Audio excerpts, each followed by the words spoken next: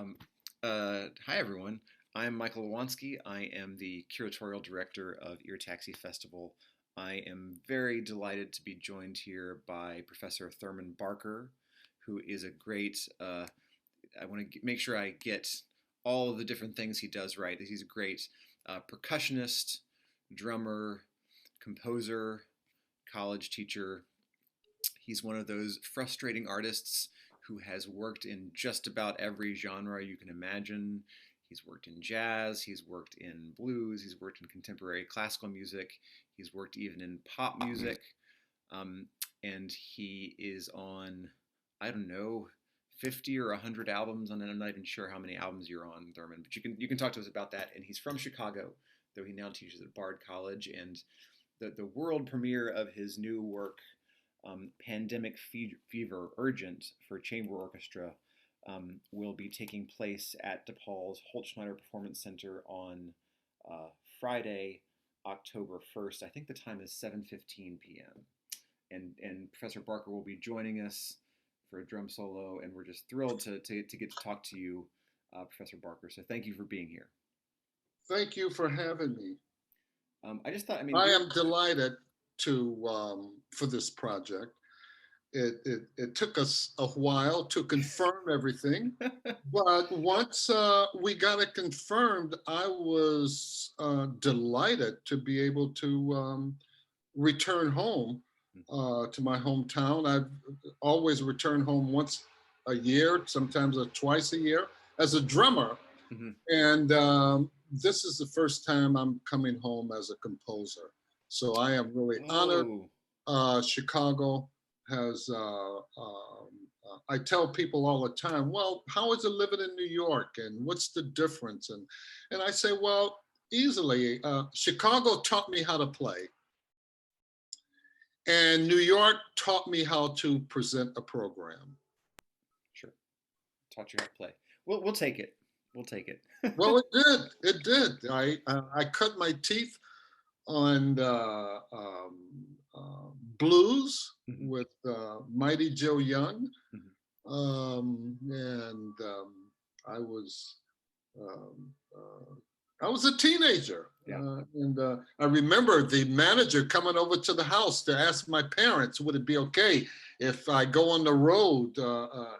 They would have me back safely on Sunday, and Mighty Joe Young, we went down to the South, and we played at officers' camps. Oh, wow. Yeah, in Mississippi, and this was like I was fresh out of high school. 67, 68, you know. How was the South? How was traveling down South? Well,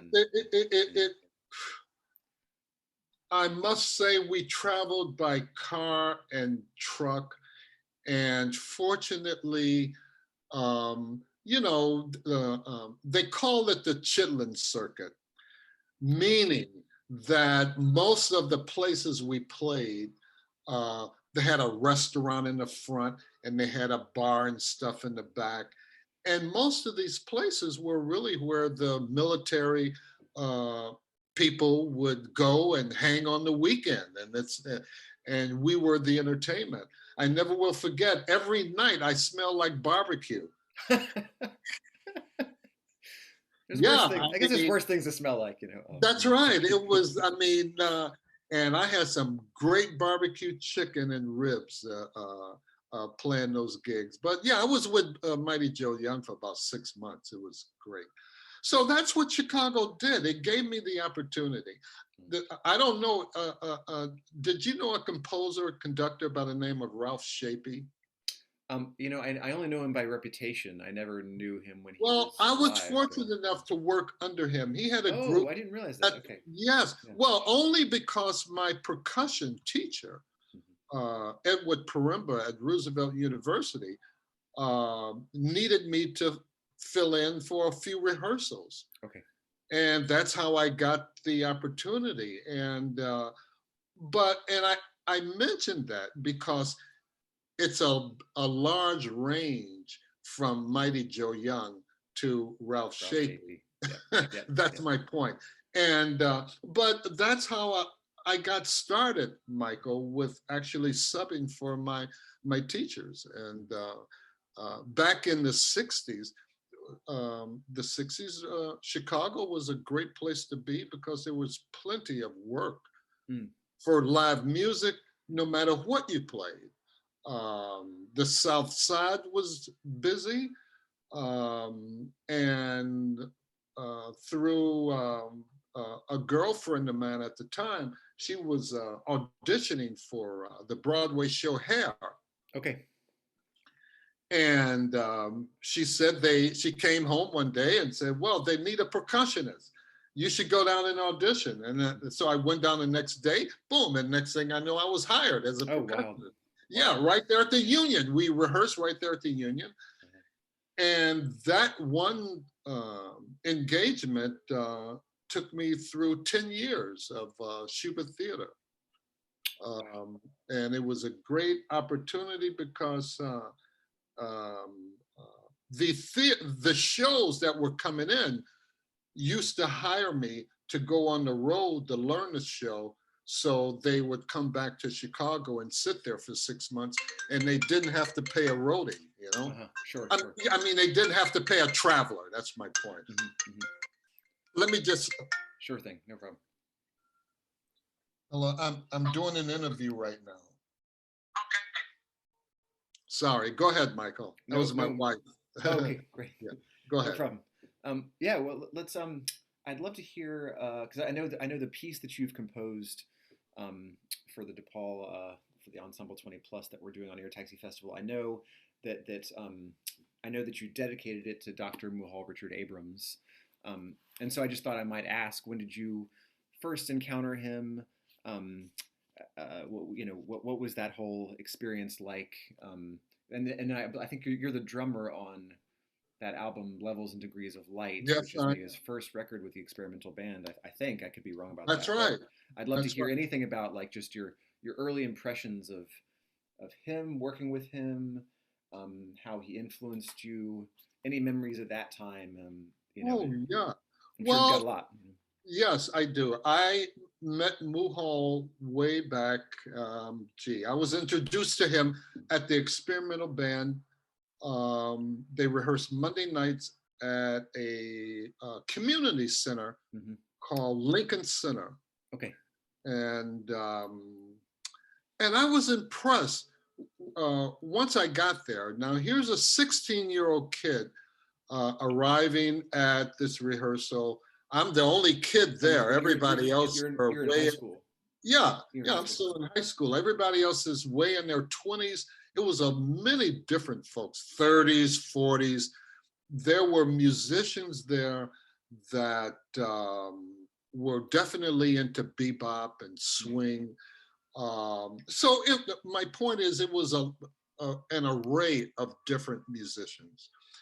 So I was impressed how this one man, Dr. Muhal, could gravitate and act as a magnet and serve these different musicians that come from different walks of life. Some musicians were full-time musicians. Some were part-time musicians. A lot of them had day jobs. But one thing we all had in common was this spiritual attraction that Muhal created, that we all were yearning for. And that was to play some new music. And certainly I didn't know what I was doing. But one thing I could do, I could read music. And thanks to the American Conservatory. So I had an opportunity to actually be introduced to new original music, which allowed me to develop my skills as a percussionist. I'm reading music, they're asking for mallets, they're asking for brushes, they're asking for sticks. And I was able to provide this. Muhal was no doubt he was on a mission, and his mission was not only to create an organization that would act as a foundation for his mission of creating new music, but it also added something to the community. So it was much larger than a composer standing in front of an orchestra. Actually, it was very similar to what you're doing right now, Michael. You're creating, well, you're creating this scene every year with your different ensembles. And I'm sure you're creating something for young musicians to get involved in. Well, this is what Muhal was doing in the 60s. And watching him cultivate folks like Anthony Braxton, Roscoe Mitchell, um, Leroy Of Jenkins, course, yeah. Joseph Jarman, the list goes on. These were the musicians, the younger musicians, but they were older than I. These were the musicians who was taking Muhal's vision to another level. Uh-huh. And what did Muhal do? He just planted the seed. Uh-huh. He gave us a different way to play music. What do I mean? Well, he showed us that, well, music didn't have to have constant tempo. Music did not have to have a regular groove all the time. Music can be what it is, music, okay? And it's going to change. I must say he was a wonderful conductor. Oh, okay. He was very clear Okay. in conducting the orchestra, but most of all, Michael, he was very clear about getting what he wanted from you. Uh-huh. Uh-huh. Okay, what the kind of music, what was going on in Muhal's head, he was able to get that out of the musicians that were in the ensemble. Well, that is what And makes a I great conductor. watched him, yeah, I watched him do this for 50 years and change. Wow.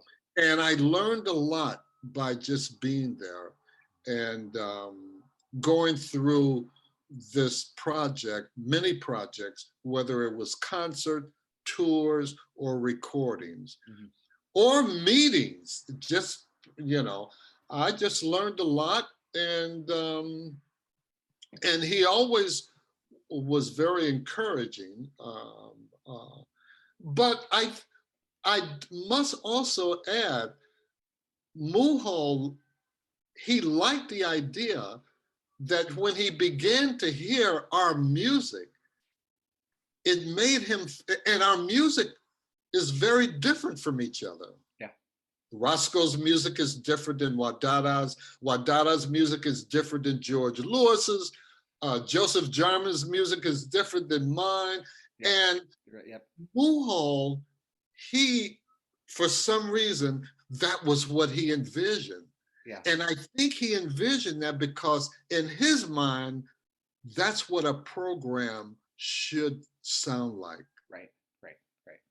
A lot of different things, right? A lot of different things. And that's what makes a program exciting. Yeah. When you have these, different pieces in a program. So when we put on our own concerts, during the early days of the Association for the Advancement of Creative Musicians, I think that's what the community was able to get out of that, because none of us sounded the same.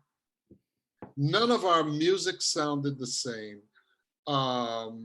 And we all had our own different characters about ourselves, and we brought it into the music. And I really think that's what's unique about this organization. And Muhal had this vision of making it work. And so when I wrote this second score, I wanted to dedicate it to Dr. Muhal because firstly, I know a lot better about composition than I did prior to this. And number two, I felt it was something I felt strongly about that I could share with him. Okay. So, right. And Why pandemic fever? Well, it began January 20. I was on winter break, Okay. and so I started the piece, but as the institution at Bard had to shut down, then I was teaching remotely. Uh-huh. And at the same time, I was listening to the news because we're under this pandemic. So because I'm at home all the time, so now I'm getting more news. And somehow the conflicting reports that I was hearing and what we were under sort of made its way into the piece. Right. Yeah. And the piece took on a different direction altogether. Right. Well, so before I actually even talk about this piece, you said this is your second orchestra piece, right? Yes, I And wrote my first large chamber piece with the same instrumentation, mind you, okay. as Pandemic Fever. And just so In people know, we're talking about we're talking about we're four talking about woodwinds. Southside Suite. Mhm. We're talking about Southside Suite. Southside Suite. I composed in 2017. And the Bard's president, Leon Botstein, who is a conductor, Yeah, right. who respects my work and respects my music and got interested. Well, you know how it is after sabbaticals and breaks, you meet with the president, they want to know what you've been doing. You did, right? Yeah. Yeah. So I told him I wrote this piece for chamber orchestra and jazz quintet. Okay. And his eyes lit up. And he said, wow, really? I want to hear more about this. But okay, to make a long story short. So that was my first score. And that score came together through my many musical experiences playing music in Chicago. Mm-hmm. It has a little of my Broadway show influence. It has AACM influence. It has jazz influence with my work in Chicago. And I wanted to put all of that into my first score. Mm-hmm. And I tried to do what I did. And I'm actually in the process, as soon as Pandemic Fever is over, I'm going back to revisit Southside Suite because not knowing very much like I do now, the parts are not lining up with the score. Sure. Yeah. And in order for me to really have a good performance, Michael, everything has to line up. Yeah. So I'm gonna revisit that. But that's how Southside Suite came about, through the encouragement of Dr. Muhal. Mm-hmm. And is that piece recorded? Is that piece recorded, or can we hear that anywhere, or is there video? Well, when you all asked for samples of for this concert, if I had any video footage, I sent it in to the video folks. So they have a 7-minute version of that score. Yeah, I don't think I saw that. That's great. Yeah. I want to check that out. Yeah, they have a 7-minute score of the jazz quintet and orchestra. Okay. So anyway, it started there. I really liked the idea. I got 3 performances out of it. Oh, great. The college president, he conducted it at the college. Oh, amazing. And it was fantastic. It was sold out.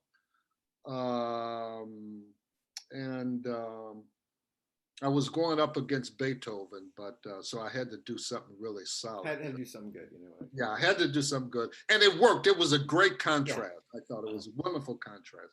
So, and I got 3 other performances. It was also performed in Brooklyn at a performance space called Roulette, Oh, sure, yeah. full orchestra, Hmm. um, and a quintet version was presented in New York City Hmm. in September 2019. Hmm. And when January uh, 2020 came around, then I decided to spend time on creating a new piece, Hmm. and that's how Pandemic Fever came about. Hmm. So I got three performances out of the first one. The first one, right? Well, it's not too late for more. So I'll have to. I'll hit you up for the Yeah. score once you've Well, that's revisited it. I'll hit you up that's for the why score. I want to revisit it and make it correct. Yeah, great. Well, yeah, send it my way when it's ready. Okay. um, so Pandemic Fever. I mean, I'm really this piece. I thought that you described it to the ensemble really well, which say that you came to the first rehearsal and you talked about the piece to the ensemble, and I thought how you characterized it was really helpful in terms of people's interpretations. Yeah. It seems like our impression rehearsing it with the students of Ensemble 20 Plus is that every it's a highly kind of characterized piece. I wouldn't want to say that it has a narrative exactly. Maybe it does. You can tell me, but it does. It sounds like every instrumental group kind of represents a character, or it's like Yeah. it feels like it's telling a story, even if it's not exactly telling a story. It's not abstract or something like that. It's Well, no, it's a piece that represents the voices and the feelings of folks under this pandemic. Mhm. So the voices, they act in sections sometimes, Mhm. but they also act as individual voices. Mhm. I made a point of all sections being heard. And there are some instruments that stand out in the sections and some don't. But the piece as a whole represent the voices that the people are feeling. And during that period, I'm sure maybe you felt the same. But I certainly felt hearing all these conflicting stories about what we were dealing with. Mhm. I've never lived under a pandemic, Right. and and and I was wondering where the leadership was, where there was no leadership, where the center was, there was no center. Yeah. There was no center for us. Everybody throwing out these conflicting reports about it, and then the president, he put the governors in charge, and the governors were competing for supplies and Right. materials, Hmm. Hmm. and it was just kind of very chaotic. Yeah. So I tried to put that in the score, Uh-huh. meaning that we have these rhythmic phrases that are happening throughout the score, sometimes from the violin, sometimes from the woodwind, sometimes from the brass, acting as a section and sometimes individually.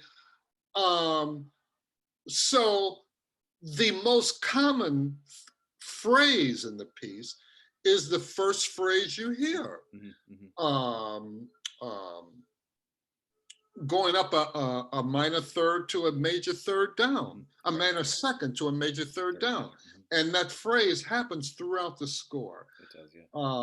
And so that's what the piece is surmised of, these conflicting reports that are swirling around, that and nobody knows what's going to happen, because this is the first time we've been under a pandemic in modern society. Right.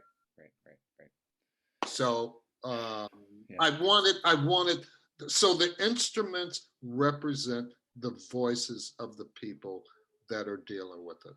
Uh-huh. Uh-huh. And another thing that really struck me rehearsing it the other day with the students is that it's the texture varies extremely widely, right? So there's lots of like moments of there's lots of like big ensemble playing for a while Yes. for a phrase. Then there's times when it's just like just the piano is playing a phrase. You know what I mean? Yes. And it's like Yes. it's very I don't know, it kind of reminds me of like the symphonies of Gustav Mahler or like that sometimes, where Yes. like sometimes you got everyone playing, and then sometimes it's like you're at a chamber music concert or something like that. Exactly. So yeah, please. That's what I'm learning about large ensembles, is that you can have one or two voices speaking, even though we have a large orchestra here. What it does, I've learned, and I've learned this listening to Dr. Muhal, the way he composed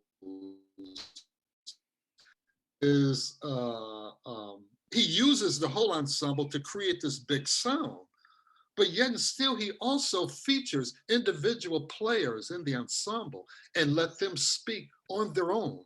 Mm-hmm. And what it did for me, it gave a huge range of the orchestra from a whole full big sound to one individual piece.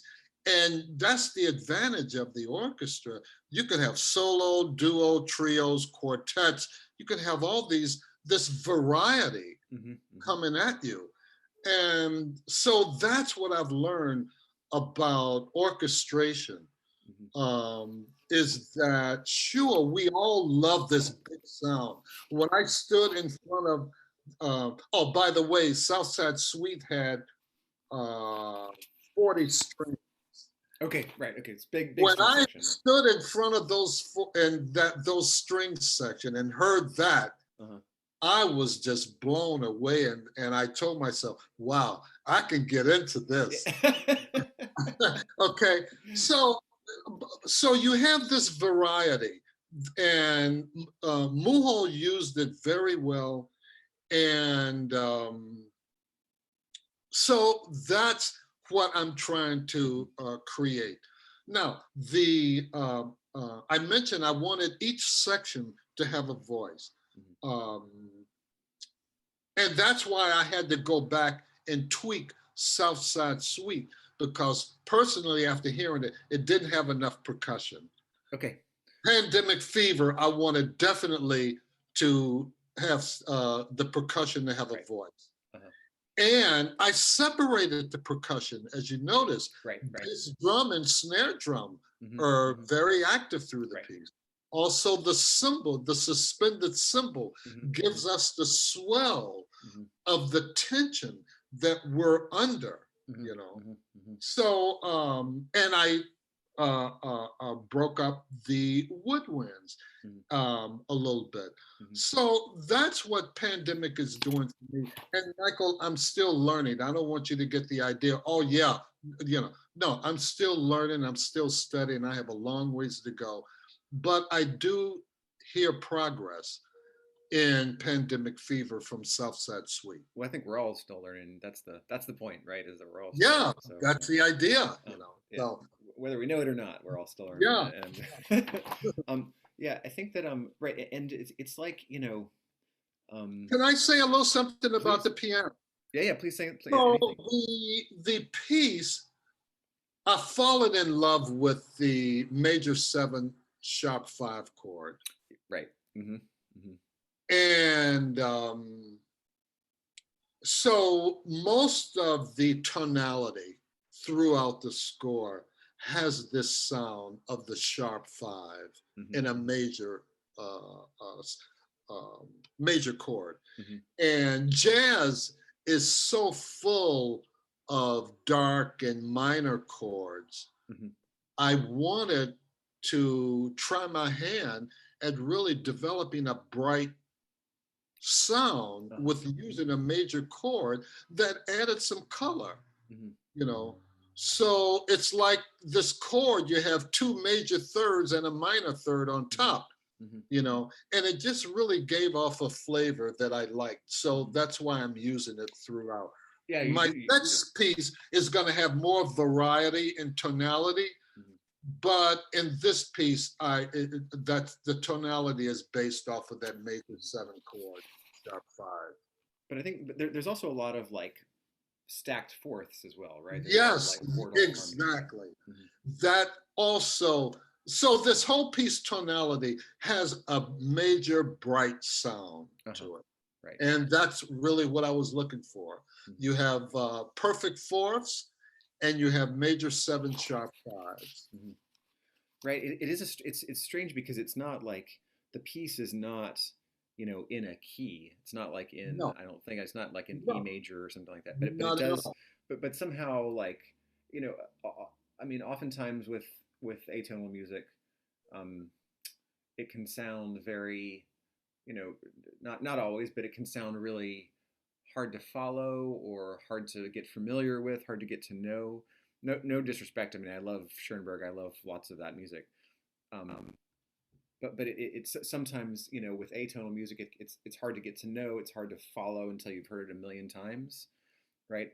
But this piece Well, is not that's like the that. I was going to say that's the one thing about pandemic is that it does hold your attention with this tonality. And I was hoping that folks who listen to it will grab a hold to this tonality that I've created because it flows throughout the piece. Right, right. So that was the idea, was to have something that was solid and cemented that the audience could say, that's familiar. I can sort of follow along with this, Right, right. And so I'm glad you pointed that out. No, it is. I mean, it's a very interesting. It's a very interesting kind of. I don't know. It's a really interesting experience, I think, for the audience because when you're writing music that's in a key, audiences are used to tone to pieces that are Right. in a key, and they know how cadential progressions go, and they can predict them and things like that, right? And then when you write music that's not like in a key, it's sometimes hard to follow. But somehow, even though this piece is that's not in a key, it's somehow really, it's not. I don't want to say it's easy to listen to, but it's like very, it feels, not like something you've heard, but yet it feels familiar somehow. It's a very strange kind of paradox that I really like about the piece. Well, look, Michael, it has, as Duke Ellington has always says, there's only two kinds of music, good and bad. And here in this case, you have two kinds of sounds. You have consonant sounds and you have dissonant sounds. And I am one, I love both. I love both. And that is what is so exciting. Let me give you an example. There's a great woodwind player by the name of Eric Dolphy. Oh, sure. And there is a fantastic one of the practitioners of bebop, The Loneliest Monk. Now, those two guys are very different, but one thing they have in common, and that is they love dissonance. Both of them love large intervals. Okay, Monk loves large intervals, major, sevenths. Dolphy the same way. The big difference between the two is Dolphy comes at you a lot faster than Monk. But harmonically, they're very, very close. Very close. Yeah. And I am one who likes flirting with those consonant and dissonant sounds together. Right. So that's what I'm trying to create. That's really interesting. That sort of, bringing in Eric Dolphy and Thelonious Monk into this. Well, yeah, I mean, if you listen, both of them, they love these big intervals, but Monk is not going to play as fast as Dolphy, and Dolphy just comes at you a lot faster at it. So. Yeah, Monk will just sit there on that dissonance for a while. Exactly. We're just like, it's almost like he just wants to right. It's like confrontational or something, right. in a way that I like. Yeah, Michael, let me also say about something about, I've been committed to new music ever since I started playing professionally. And it's a part of my DNA. there was no way that I could be a traditional, conventional player because I don't hear music like that. Mm-hmm. All right. Even the songs I write for my working quintet, Mm-hmm. they don't have a key. I wrote my first song with a key last year, and oh, That's God. it normally is the opposite way with composers, Yeah, right? Right. They start writing tonal music and then eventually they, you know. exactly. Well, so I wrote it in a key signature, and I call it Miss Lucy. And my wife's name is Lucette, and and I wrote it for. It's in the key of B flat, and even doing that, I liked it, but at the same time, I felt sort of constricted Mm. of the note selections and stuff like that, Mm-hmm. and I couldn't get the dissonance that I usually get. And I said, well, okay, I'll admit the dissonance because it's for my wife. So I got to have it nice and sweet, you know? So there you go.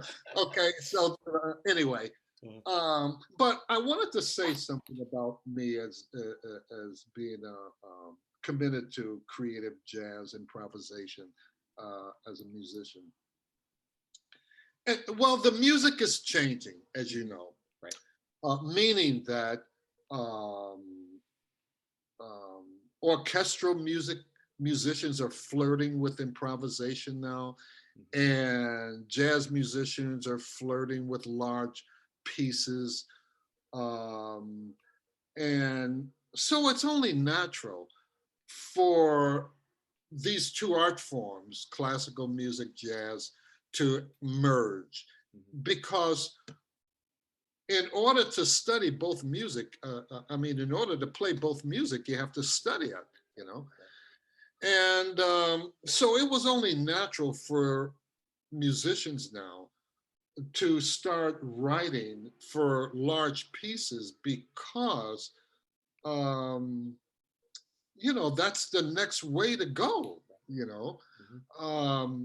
You could only, continue writing 2-5-1s for so long, and so it's time to so you're going to see a lot more. I heard I listened to a lot of NPR, um, and I heard Terence Blanchard. Okay. I heard Mm-hmm. Terence Blanchard, the composer. He scored a lot of film for a lot of music for a film for Spike Lee. Mm-hmm. And now I hear that the Metropolitan Opera has picked up a piece of his Mm-hmm. and is performing it. Yeah. And immediately I thought, well, wow, finally, you Finally, know, right? it's Finally, exactly. and then I immediately, Michael, I thought of Anthony Braxton. Mm-hmm. Mm-hmm. And immediately, well, I know Braxton wrote a piece for orchestra almost 20 years ago. Yeah. Oh, Okay. I didn't realize he was has an orchestra piece. Yeah, yeah, yeah. I know he has all those operas that Well, don't get I'm performed sorry. anymore. Yeah. He wrote an opera, his first opera, way back. Yeah. Yeah. But somehow the industry has kind of, um, tossed him out of the scene or he's something. But, you know, Braxton has been at the forefront of creative music for a long Right. time. Right. Right. And so hearing that news report about Terence Blanchard doing this opera and Metropolitan has picked it up, it only reminded me that, well, musicians, it takes musicians to move the music forward. Right. Right. And it's our job. Yeah. And that's how we got here Yeah. because musicians did not settle.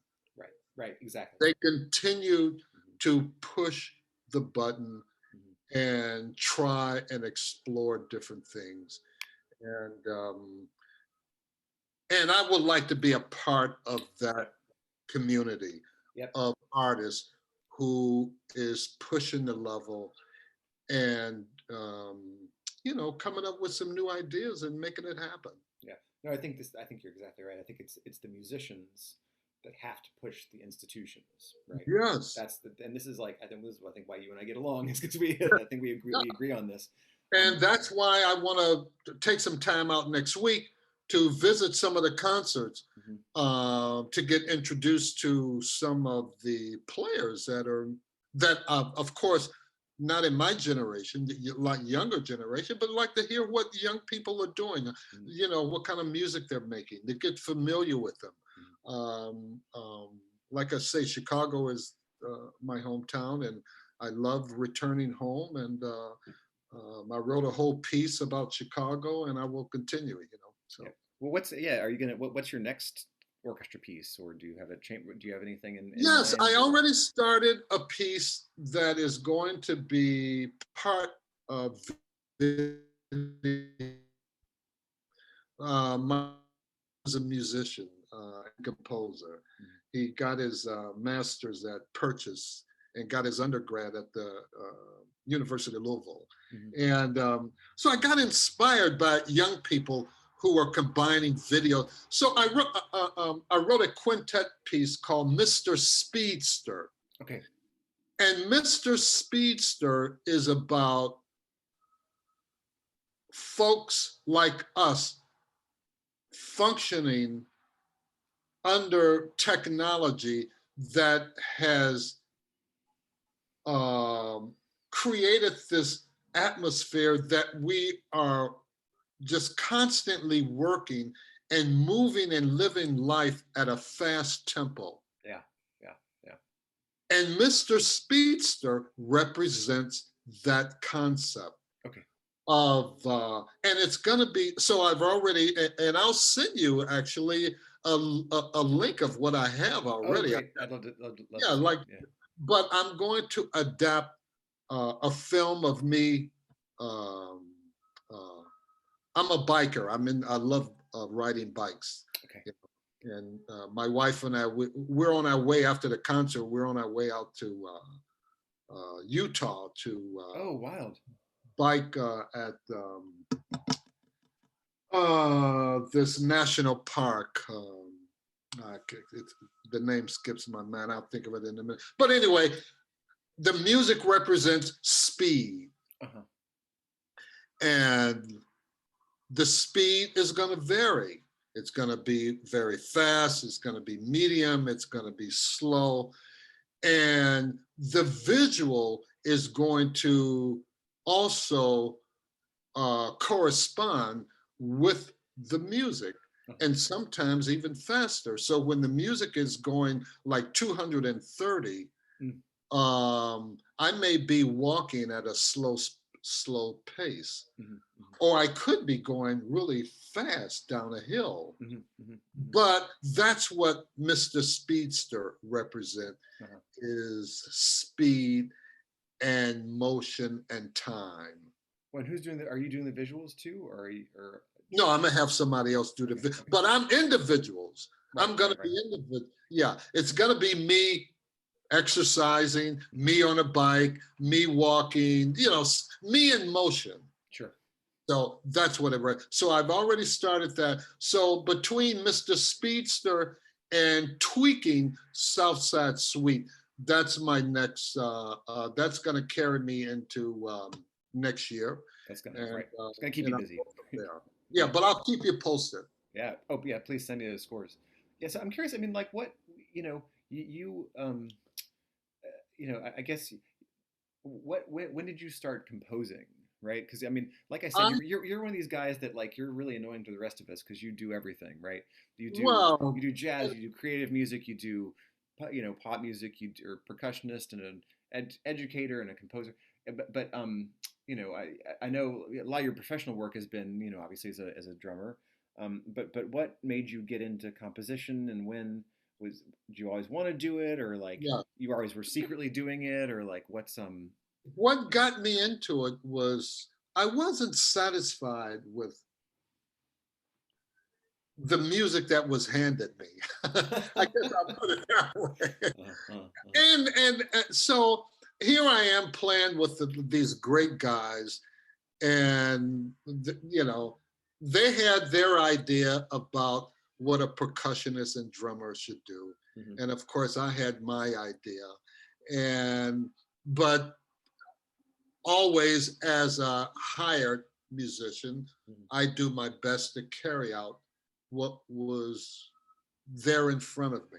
Sure. So I never really felt I that they utilize my best talents. I'll put it that way. Mm-hmm. So I started when I moved to New York in '79. Physically, actually getting an apartment and everything. Um, I moved to New York in '79, and I lived in Yonkers, New York, because I I had too much stuff to be crashing with my friends. I had a piano, I had a marimba, I had a drum set, you know. Yeah, so I had too much. So, and I had a vehicle. You know, I'm a percussionist, so you have to have a vehicle. So I knew I couldn't live in New York City. So I went to Yonkers, and it was great for me in terms of settling in and having a new residence. I was unemployed. I lived off of unemployment for I guess about 8 months, and it was great. And during that period, because none of my friends lived in Yonkers, they were all in New York City, and I only heard from them on the weekends because it was cheaper to call. Right. Okay. So, Oh, I see. Okay. yeah. So therefore, so it was a quiet time for me, Michael. And then I started. I feel well. This is a time to actually start composing, and I had no distractions. Right. Right. And I wasn't married at the time, and so I started writing, and I came up with enough music for my debut album, which was published in 1985. Okay. And the album is called Voyage. And Sure, yeah. and I felt it was some of my it was a good start because I have a duo called Excerpts with my pianist, Rob Schwimmer, and myself. And I had an array of percussion. It was recorded at the Villasol Jazz Festival in Europe. And really decent recording, I thought, for this piece. And so I started in '84, and I began to get gigs as a leader. And after 8 months in Yonkers, I moved down to New York City, and all of a sudden the gigs started coming in. And in the meantime, I also started, I said, I had a year left of college. Okay. And I said, you know what, Thurman, after you've done these tours and gigs and recorded albums, there's some unfinished business you got to do. And so I investigated Empire State College, and they had a campus right in Manhattan, which was right in the East Village in my old neighborhood. Okay. So I said, gee, now is the time. And it was one of those moments in my life where I'm sure it happens to a lot of people. You feel like, well, you needed to finish some unfinished business. And I just had a year of college to go. And so I went back to, I enrolled at Empire State College, which is part of the SUNY system of the state of New York. And I got my BA. And then I went back to on the road. And now I'm working with Anthony Braxton and Sam Rivers, and they were the practitioners of this new music out of New York. And I was also continued to be active with the AECM. And so doing my first album, Voyage, gave me confidence to start studying composition. And I worked some with Leroy Jenkins.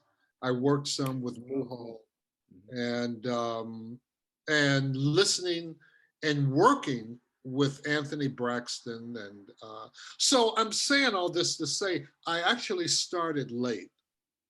You know, I didn't really start composing until '84. Mm-hmm. Whereas Braxton and all of my colleagues, of course, they were older than I was, but they knew that they wanted to start being a composer very early. Yeah.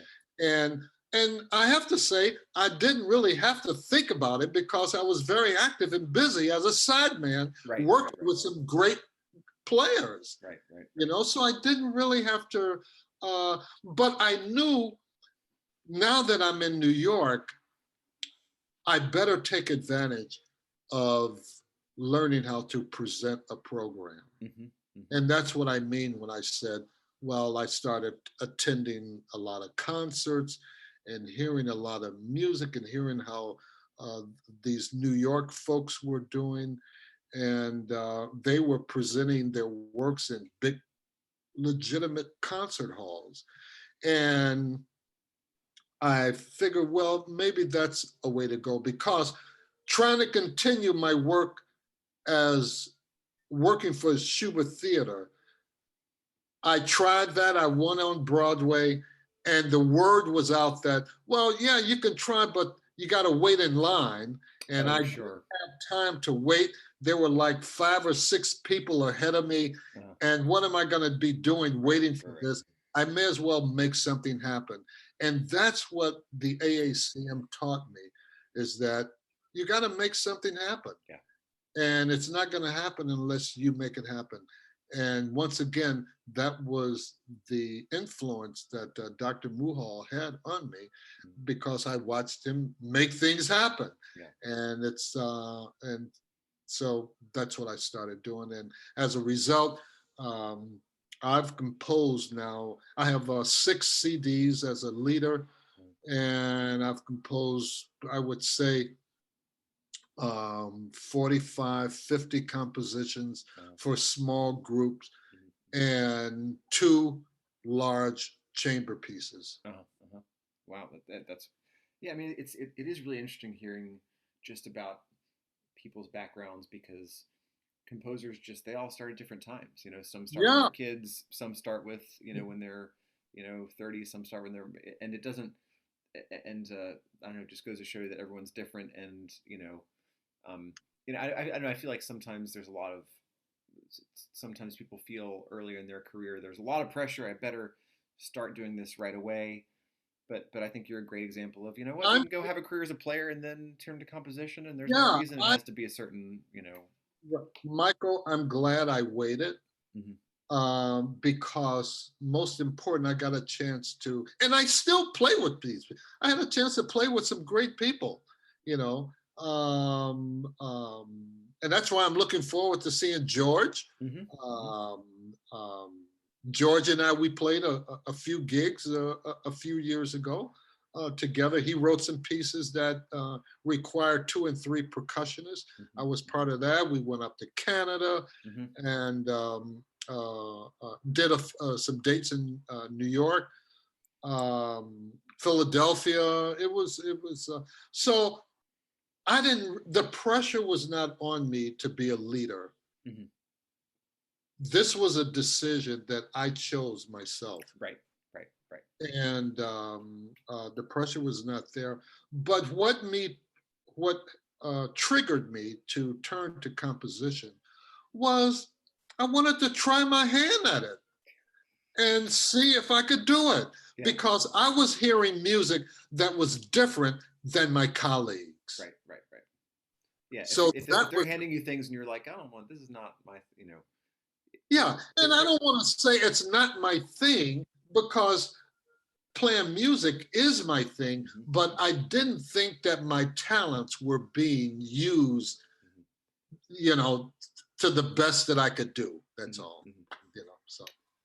Yeah, and so when does Bard come into the picture? Oh, here? Bard came into the picture. Okay, so here, being naive as I am and having this experience, after I got my BA, I sent out about 100 letters.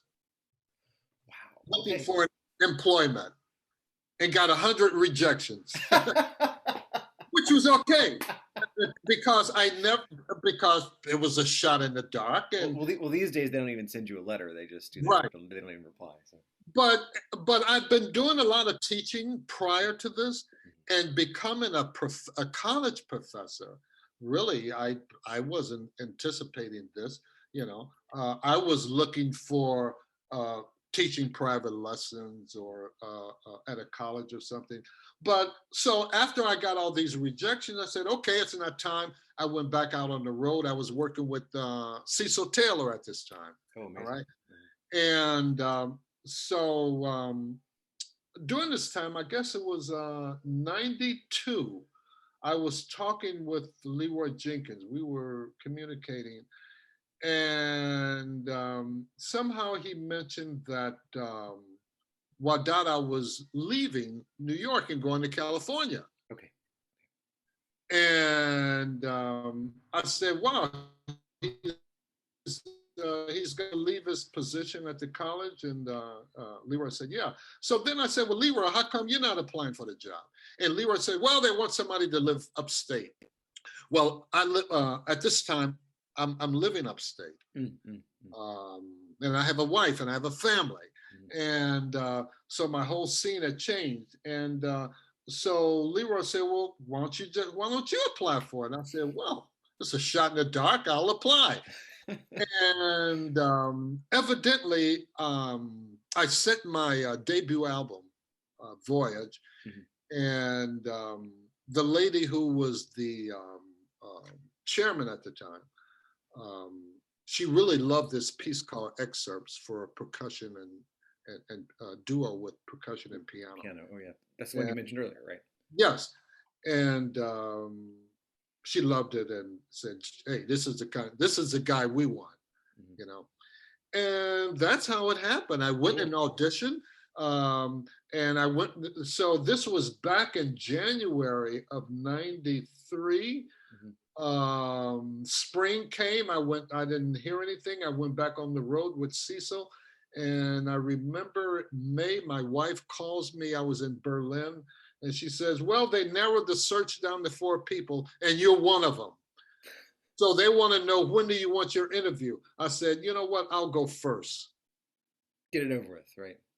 Try to impress them from Well, yeah, I said I'll go first because I figure, well, that's when I'm at my brightest, and I figure the judges that's when they're alert, And so anyway, long story short, I get a call, and I think it was July, the beginning of the school year, and it was the dean, and the dean calls me up and says, "Look, we want to offer you this position. Will you accept?" And I said, "Oh, well, let me think about it." On the other hand, I'm saying, "Yes." I've had that experience too, where I'm like, yeah, exactly. Okay. I didn't want to show my I'm supposed to say, gosh, that sounds really interesting. I'm gonna That's right. consult with You my know where I'm coming from, I do. Michael. So I said, I'll think about it. Anyway, I called him back and said, yes, I accept. And that's how it started. That was in 1993. And I think they were impressed that I was able. Well, first of all, I knew they were looking for somebody who did new music. But they also needed somebody to do conventional music. Sure. They wanted somebody who could do new jazz and traditional jazz. And I said, hey, I could do that. That's right up my that's my speed. Anyway, they put an ensemble together, a bunch of kids, and that's what we did. That was my audition. We did some new improvisation, and we did some Duke Ellington compositions, and I think they were impressed with that. And so I was offered the job and as visiting, and the second semester I was boosted up to halftime, and after a year I was boosted up to 3/4 time, and then I got tenure in '98, and then after all these years, I was pretty much happy, having tenure. But then I said, well, maybe it's time to go for a full professor. Okay, yeah, right. Yep. And, Yep, yep. and then I applied for full professor, and I got full professor. So that's where I am now. That's doing great, but that's the way. Well, I'm gonna That's the tell that's you, I do like the institution. I love teaching. I make a connection with my students. Um, and Bard has, now that they have a conservatory, which involves a 5-year program, I get a lot of conservatory students as well as undergrad. And I also teach 2 classes. I teach a class entitled, which I was going to do for DePaul if I was going to be able to fill in for you. I teach a class called Jazz and Literature, which excuse me, which my intent is to bring the readers into the music, and also bring the players into the literature. Okay, so I get, the players who didn't know that there was all this literature about jazz. Since the 50s, you have this whole slew of books about jazz that you actually hear from writers themselves or musicians themselves. So I found a text that early musicians are talking about their music, like Louis Armstrong and James P. Johnson, all these early musicians, Fats Waller, talking about the music. And I thought it's interesting to share this with the young people so they can hear how these musicians actually feel about the music that they're playing. And now in the 80s, 90s, there have been all these writers who are writing about the music. So I started using some of their work and bringing that into the class to give the students an idea about the music from a writer's point of view. And the course have been very, very popular. There's always a waiting list for it every semester. Oh yeah, people like so that's called Jazz and Literature. It's taught in 2 sections, Jazz and Literature 1, Jazz and Literature 2. And I also teach a jazz history course, which is broken up into 4 sections: early jazz, swing, bebop, and avant-garde. Okay, great, cool.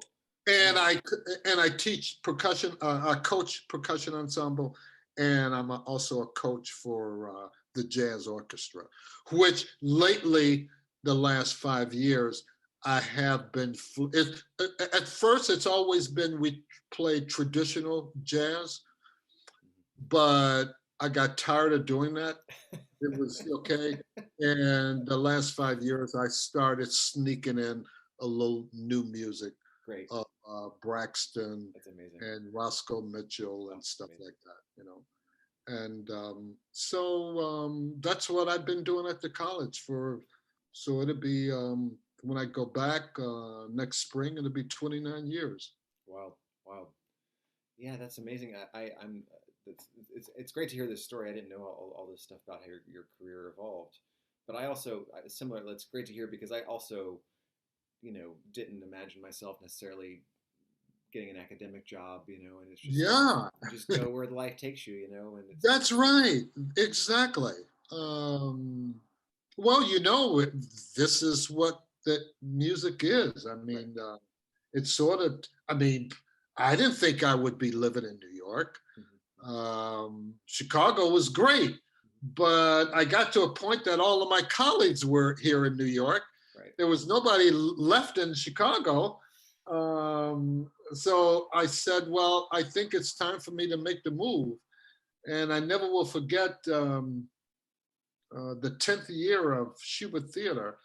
The contractor called me up and says, Evita. The musical Evita was coming in. Okay. And he called me up and said, you know what?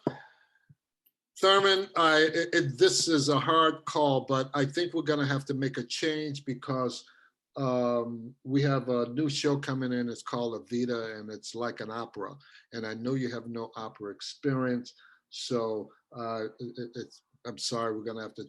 And little did he know, that's all I was waiting for, because I knew now it's time I can make my move to New York. Right. Yeah, because I was only hanging around Chicago because after one show, you're off for like 2-3 months. Then another show comes in, and I liked working in the orchestra there at the Shubert Theatre. It was a blast, you know.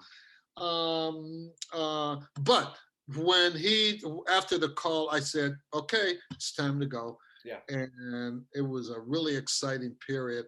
And it's kind of what my son is going through now. He just moved to California. And it was a big change for him. And I said, well, Noah, you know, you have to go where the opportunity. He got his first film scoring project, and he liked it, and he got a nice check, and he said, well, I think I like doing this. Yeah. And so he said, well, you know, I said, well, LA seems to be the place where they're doing a lot of film, and that's where they do stuff. They're doing it all over, but, you know, to make your connections, you might have to go to California. Anyway, so that's what I was going through. So I couldn't wait to make that move to New York. It was really an exciting time. And I don't regret it. But it's always very special when I'm able to come back home and play. Yeah. And this is one of these moments. I get a chance to meet you, and I'm learning more about what you're doing in Chicago, and that's why I'm interested in going to check out some of the musicians you are working with, and hear what folks are doing. I think it's going to be a really exciting festival, and we're so just thrilled and honored that not only you're going to be at the show, but you're going to actually play with us as well. That's really terrific. Well, Michael, the way I see it, why should everybody else have all the fun? I want to play too. You know, even if I'm just doing a solo. Hey, Michael, I did the same thing in Southside Suite. Okay. You know? Okay. And by the way, Southside Suite, I'm actually conducting it. Okay. Because when the president did it, he just kind of, you know, rushed through it and didn't really get the nuances out of it, like what you're doing. What we've been doing the last couple of weeks means a lot to me. It lets me know you have really invested some time in the piece. You've studied the piece, you looked at it, and we're talking about it. Well, the college president, and I respect him and his work, but he didn't do none of that. He just did it. And college presidents are busy, you know. Yeah, hey, that's what I said. I said college presidents, they're kind of busy, you know, and so the fact that he did it is a big deal. Right. You know? Well, anyway. I'm so grateful to you for talking to us, and we're really looking forward to the show on Friday, October 1st. Thank you, Michael. And I, after the first rehearsal, I really drove back to Hyde Park and said, wow, I think I can get the music I'm looking for out of these students. You know, that's what we'd like to hear. Yeah, I like the sound of what they're producing, and so I really drove back to New York with a good feeling. Great, I'm and I still have it, and I'm looking forward to rehearsal Tuesday. Yep. We'll see you then. Yeah, Thurman, I think we're about out of time here, but I really so grateful to you for speaking with us. It's my pleasure, Michael, always. And let me just say once again, thank you for this opportunity, and I respect the work that you're doing in Chicago. And you may not look at it, but you could be pruning a lot of new music players and composers. Just keep those fingers crossed, right? Yeah. You know, it's like, well, I'm sure this has happened to you. You never know the impact that you have on students. You never know, right? You know, until they come back years later and say, "Oh, Mr. Lewanski, I love the music in your class, and since listening to that music, I'm listening to Mozart now or something." You know. Yeah. And so it means a lot, because you know, students, they're kind of reserved, they don't talk much, and so you just never know. And so anyway, Michael, thank you for this opportunity. Thank you, Thurman.